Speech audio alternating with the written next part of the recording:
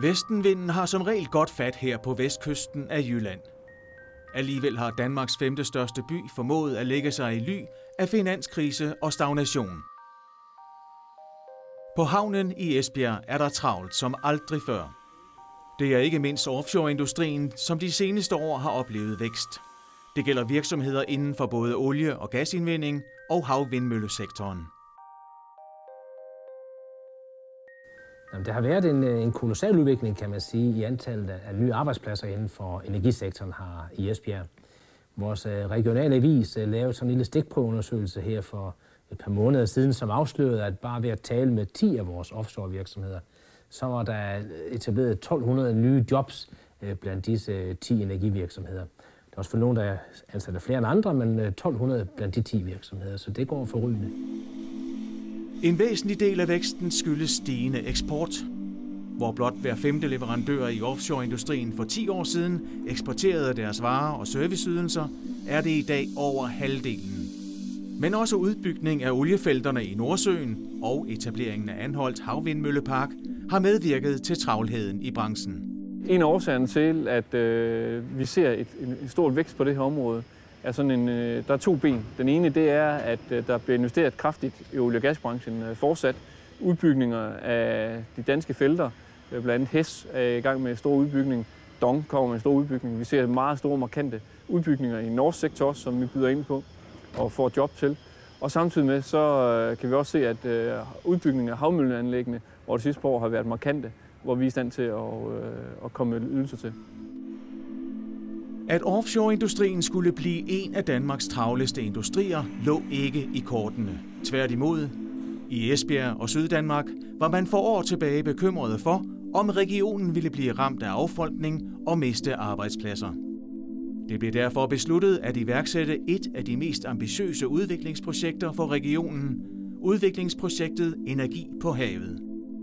Målet var at styrke den industri, som i dag er Esbjergs livsnerve. Formålet med Energi på havet har været at sikre væksten i sektoren. Da vi startede projektet, stod vi over for en udfordring med blandt andet at skaffe nok kvalificeret arbejdskraft. Sektoren tonser fremad. Der er masser af potentialer, der er masser af muligheder, og det skal vi have det maksimale udbytte ud af.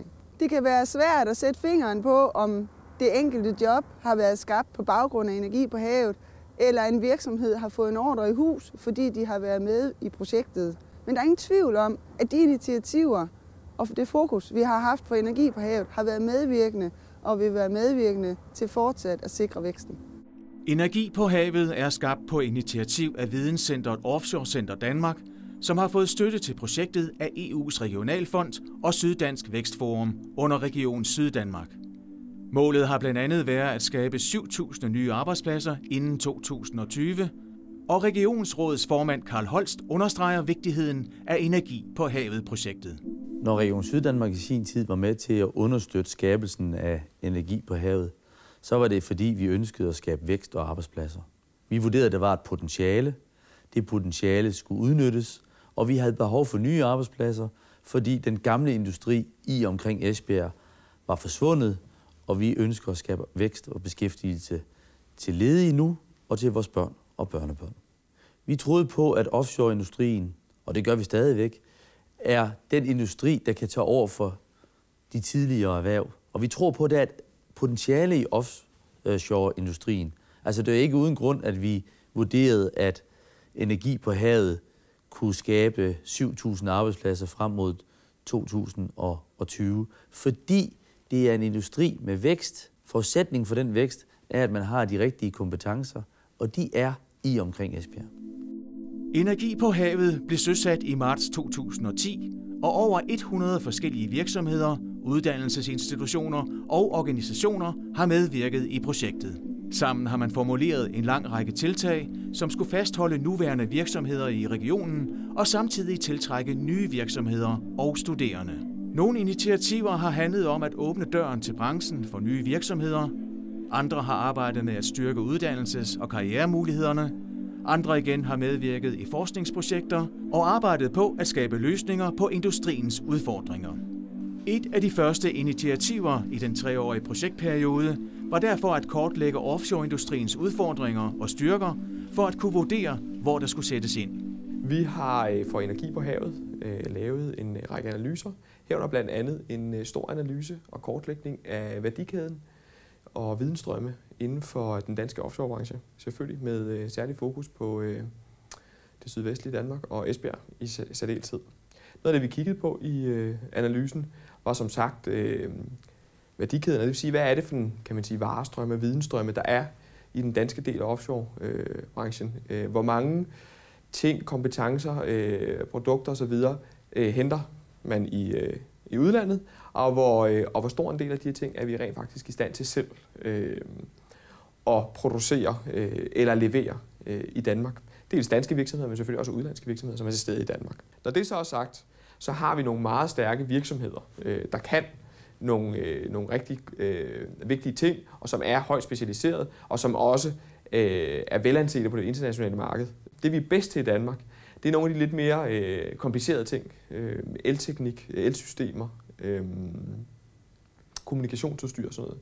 Der er vi også forholdsvis dygtige. Og så er vi også stadigvæk gode til det med sikkerhed og dokumentation og så videre. Det skal man også vide, det er der altså også andre ude i verden, der er. Men vi er i hvert fald ikke bagefter. Og det synes jeg er vigtigt at holde fast i.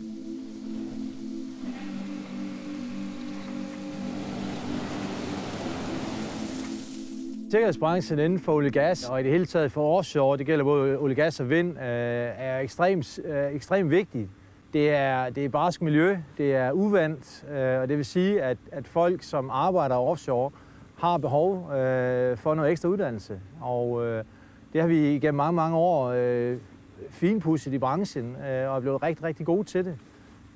Det er operatørerne, det er myndighederne, og det er udbyderne af sikkerhedstræning, som i fællesskab har simpelthen formået at løfte niveauet til, hvor vi er i dag. Og det er i Danmark på et meget, meget højt niveau. Internationalt er vi meget stærke, fordi at vi har en lang tradition inden for sikkerhed, som kommer fra almindelig industri, som man så har overført, og igen forfinet i olie gas og i vindmølleindustrien. Og den viden og de kompetencer har vi været rigtig dygtige til at tilpasse til de nationale krav rundt omkring i verden, og kunne bidrage med noget med den viden, vi har og den kompetencer, vi har. I Energi på Havet-projektet, der har vi siddet med i det, der hedder Advisory Board i forhold til uddannelser, hvor vores bidrag har været omkring de grundlæggende sikkerhedsuddannelser. De overordnede konklusioner for os har været, at der er et meget, meget stort behov for oplysning. Både i selvfølgelig branchen, men der er man meget bekendt om det, men også sådan i den brede offentlighed. Offshore-industrien er en branche, hvor vi meget gerne vil tiltrække arbejdskraft, og det, som vi ligesom kan se, det er, at vi har ikke været dygtige nok til at fortælle, hvor gode vi rent faktisk er inden for sikkerhed også. Både på det elementære, men også på det, der hedder beredskabstræning i det hele taget. En måde at skaffe flere arbejdspladser på, er at udvikle nye energiformer. Og ligesom Danmark har været førende inden for havvindmølleteknologi gennem 20 år, forskes der i andre måder at producere vedvarende energi på. En del af arbejdet i Energi på Havet-projektet har derfor haft fokus på bølgekraft, som blandt andet virksomheden Wavestar satser på er fremtidens energiform. Bølgeenergi har et meget stort eksportpotentiale, hvis vi kigger lidt ud i verden. I 2001 afleverede et udvalg under Energistyrelsen en rapport til ministeren, der fortæller, at 15% af Danmarks elektricitetsforbrug kan produceres ved bølgeenergi. Bølgeenergi kan på vestkysten af Danmark, det er her, at vi har bølgerne, det er her, vi har kraften, kan altså levere 15% af det danske elektricitetsforbrug. Det er et stort potentiale, som Wavestar ser. Vi kan sige, at potentialet er endnu større, hvis vi går ud i Europa, hvor bølgerne er større, og hvor potentialet langs den europæiske vestkyst er meget større end her ved Danmark. En væsentlig del af arbejdet i Energi på Havet har handlet om at samle forskere, udviklere og producenter, som har drøftet udvikling af nye produkter og løsninger, der kan være med til at nedbringe omkostningerne ved havvindmølleenergi og bølgekraft. Det sidste fokusområde var en arm i højstyrkebeton til bølgemaskinen Wavestar. En løsning har været at erstatte stål og andre traditionelle materialer i offshoreindustrien med glaskompositter som er billigere at vedligeholde. Der er som led i Energi på havet udviklet eksempelvis trapper og gelænder i plast, samt et flytbar og modulopbygget skabssystem. Disse løsninger er med til at reducere vægten på offshore-installationer betragteligt og nedbringe udgifterne til vedligehold. Wavestar har fået hjælp til udvikling af en vippearm i højstyrkebeton, som reducerer udgifterne til bølgekraftanlæg betragteligt. Wavestar vurderer derfor, at de er kommet meget tættere på en kommerciel udnyttelse af bølgekraft efter deltagelsen i projektet. Det vi kan se med den nye arm, som er konstrueret og som vi har beregnet på her på universitetet, det er, at prisen på de foreløbige priser, vi har fået hentet hjem på en arm, i forhold til det, vi har i dag, kan vi få prisen 2 til 3 gange ned.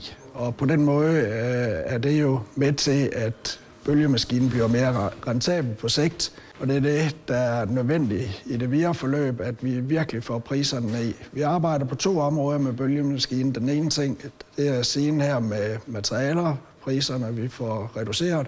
Og den anden side, det er med power take-off, hvor vi høster så meget energi som muligt fra bølgerne, som vi så kan sælge som elektricitet. Det er klart, at kan vi reducere priserne så meget, jamen så er vi meget tæt på, at bølgemaskinen bliver rentabel rimelig hurtigt. Det er jo det, der har været fantastisk ved at have været med i projektet Energi på havet. Det er, at de forskellige virksomheder og universiteter, der har været involveret i projektet, har vi fundet et team, som har arbejdet særdeles godt sammen. Altså, vi har suppleret hinanden på rigtig god måde, og det har jo gjort, at det også har kunnet lykkes, fordi det var en stor og svær opgave, hvor vi godt klar over, inden vi gik i gang. Men vi havde alle troen på, at det kunne lykkes, og det kan vi se, at vi nu er så tæt på målet, at det er et spørgsmål om få måneder, jamen så har vi fået produceret en arm, der kan komme op på testmaskinen og blive efterprøvet. Materialeudviklingen i Energi på havet har bidraget ud over, hvad virksomhederne ville kunne have været i stand til at gøre selv. Det understreger netop, at udviklingsprojekter som dette har sin gyldighed og kan være med til at bringe offshore-sektoren fremad. Med de seneste års vækst i offshoreindustrien er en af branchens udfordringer at skaffe leverandører nok. Høje sikkerhedskrav samt krav om detaljeret dokumentation og certificering fik for år tilbage virksomhederne til at tøve med at etablere sig i sektoren, selvom der er gode penge i at arbejde som underleverandør. Derfor er Energi på havet gået ind og har tilbudt opkvalificeringsforløb til virksomheder med lyst til at komme ind i offshoreindustrien. Sim Højtryk er en af de mange virksomheder, som har deltaget i Energi på havet og på en række konferencer og workshops har fået råd og vejledning til, hvordan de etablerer sig i offshore-sektoren. I forhold til projektet Energi på havet har det for vores vedkommende givet rigtig meget. Vi havde en formodning om, hvor vi skulle starte, og vi havde en formodning om, hvor vi skulle slutte. Det er rejsen mellem de 2 punkter, som for os har været uhyre vigtige. Det er på den rejse, vi har fundet os selv i værdikæden i olie- og gasindustrien, og det er på den rejse, vi har evalueret på os selv og fundet ud af, hvad er det, vi mangler, hvad er det, vi er gode til, og hvor er det, vi er på vej hen. Da vi hørte om projektet Energi på havet, jamen, var vi jo ikke sene til at søge om at blive en af pilotvirksomhederne.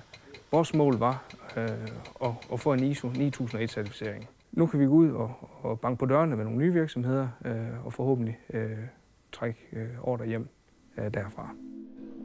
I samarbejde med rådgivningsvirksomhederne Bureau Veritas og Force Technology er der udviklet særlige kompetenceforløb, hvor virksomhederne har fået overblik over, hvor i virksomheden de skal sætte ind for at blive leverandør i offshore-sektoren.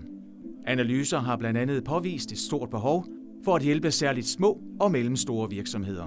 Vi så overordnet et behov for at professionalisere branchen, sådan at forstå, at man i stedet for at arbejde med brudstykker, for eksempel sikkerhedslovgivning, for eksempel produktsikkerhed, at man så fik det koblet sammen til et hele og fik det sat i forbindelse med den strategi, de små og mellemstore virksomheder havde valgt. Og det, der kom ud af det fra Bureau Veritas' side, som Ivan Mikkelsen repræsenterer i dag, det var et værktøj, som vi fra Force Technology så skulle ud i de enkelte virksomheder og implementere. I de enkelte virksomheder var der meget forskel på, hvor de var, i forhold til, hvor de skulle være, hvor de gerne ville være. Der blev lavet et værktøj, som gjorde det muligt at lave en selvvurdering, selvevaluering ude i den enkelte virksomhed. Og ved hjælp af 27 spørgsmål, så kunne de så finde ud af, hvor de var placeret i den her selvevaluering, og hvor de gerne ville hen. Der er jo intet af det her, der er tilstrækkeligt, men der er meget, der er nødvendigt.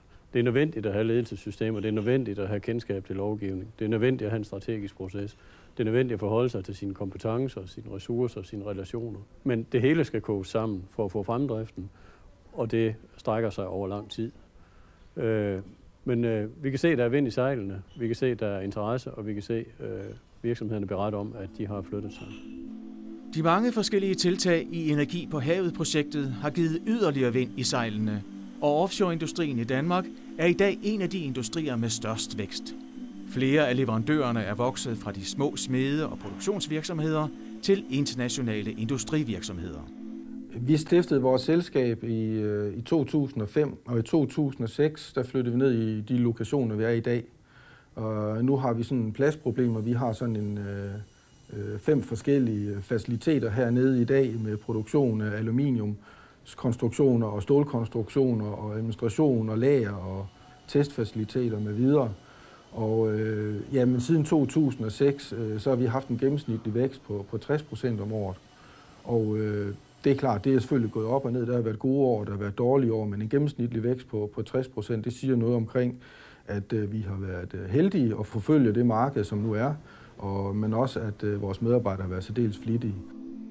Samtidig med, at offshore-virksomhederne har oplevet travlhed, har det været svært at tiltrække nye medarbejdere og at få unge til at uddanne sig inden for tekniske fag rettet mod offshoreindustrien.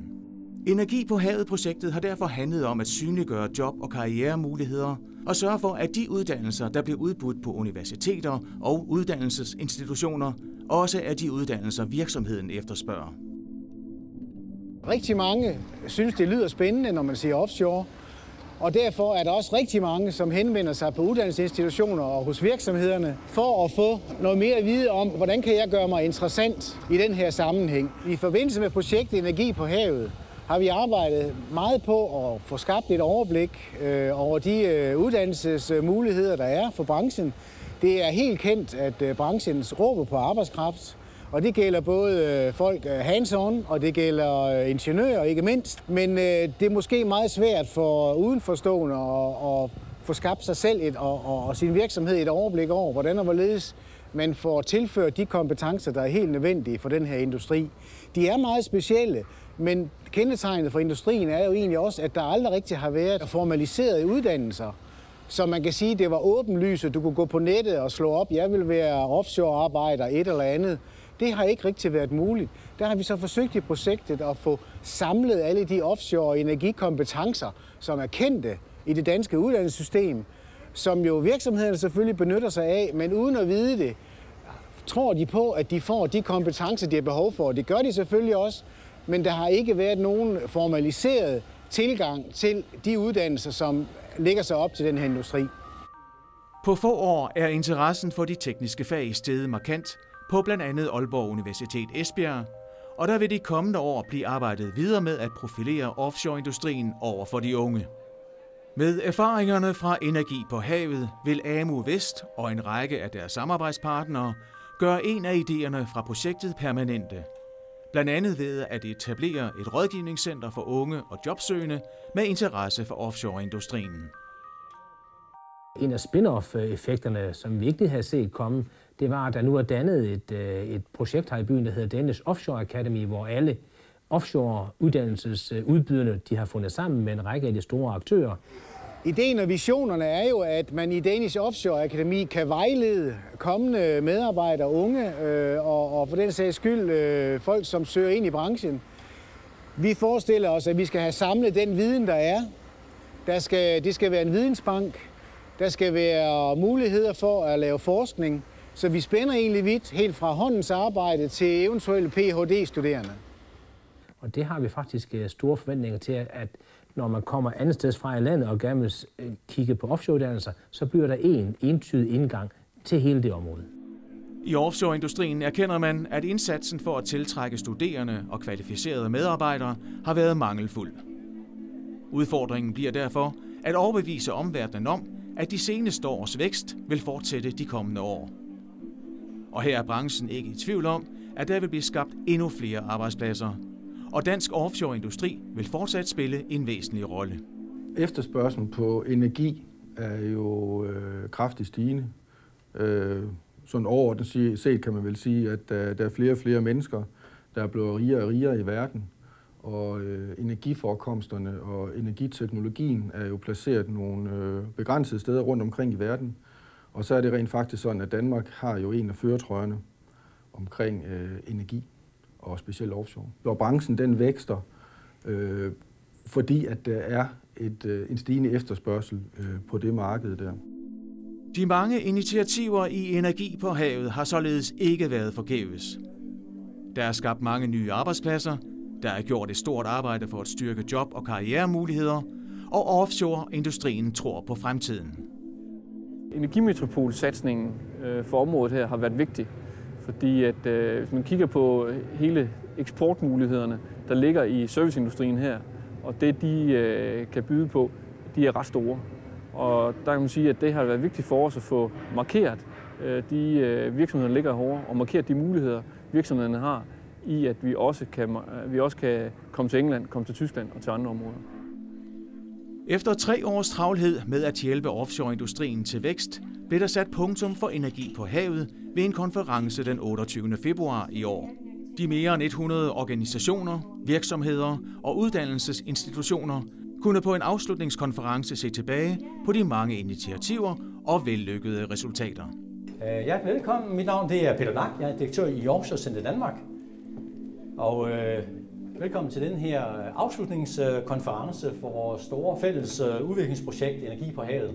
Mange af initiativerne vil nu blive videreført i andre projekter, eller er blevet overtaget af virksomheder og uddannelsesinstitutioner. Det 3-årige udviklingsarbejde har været med til at fremtidssikre offshoreindustrien, og regionsrådets formand Karl Holst er meget tilfreds. Når vi ser tilbage på de 3 år, der er gået siden vi startede projektet i 2009, så ser vi tilbage med stor glæde. Pengene har været mange, men de har også været til gavn. Og vi tror faktisk på, selvom så noget kan være svært at måle, at der er skabt et fundament for, at hele den her sektor vil være et godt fundament for gode arbejdspladser, god vækst, god beskæftigelse for os alle i omkring offshoreindustrien, i omkring Esbjerg. Det har passet perfekt ind, kan man sige, i de ambitioner, Esbjerg har som energimetropol. Og det har sat fokus på de meget store vækstpotentialer, som er til stede. Dels i Esbjerg som energiby, men også blandt andre byer her i Region Syddanmark. Der har det vist, at der er et kæmpestort og stadigvæk uudnyttet potentiale. Der er kommet meget fokus på de muligheder, det her projekt har givet. Det har også skabt en masse idégenerering, det har skabt nye samarbejdsmønstre, kan man sige, inden for branchen. Så kan man jo sige, at vi synes en gang imellem, det er et lille paradoks, at når for eksempel Vestas de fyrer 200-300 mand, så dækkes det af alle medier i hele landet. Men det, at der lidt mere upåagtet skabes i tusindvis af nye arbejdspladser inden for en anden gren af energisektoren, nemlig her i Esbjerg, så får det stort set ikke nogen omtale. Og der er vi da glade for, at det her kan være med til at sætte fokus på det positive fænomen også.